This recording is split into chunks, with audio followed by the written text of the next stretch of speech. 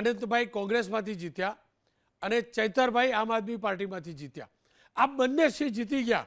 મોહનભાઈ, બંને સિંહ જીતી ગયા, પણ જીત કોને હરાવીને કરી?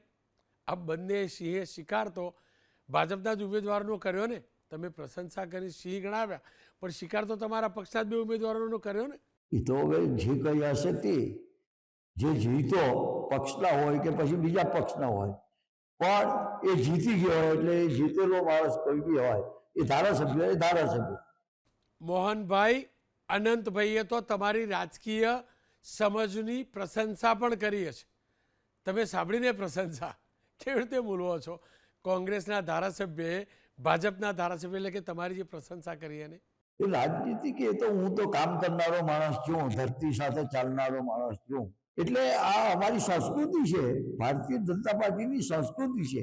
અને આનંદભાઈએ તો શું કરવું છે, એમણે તો લોકોને ગેરમાર્ગે દોરવા, લોકોને આદિવાસી અને બિન આદિવાસીના ભાગલા પાડવા અને રાજ કરવું, એ અમારી સંસ્કૃતિ નથી. અમે તો કાયદામાં રહીને લોકોને મદદ કરતા હોઈએ છીએ, કાયદામાં રહીને, સરકારમાં રહીને આદિવાસી સમાજના ઉત્થાપનના કામ કરીએ.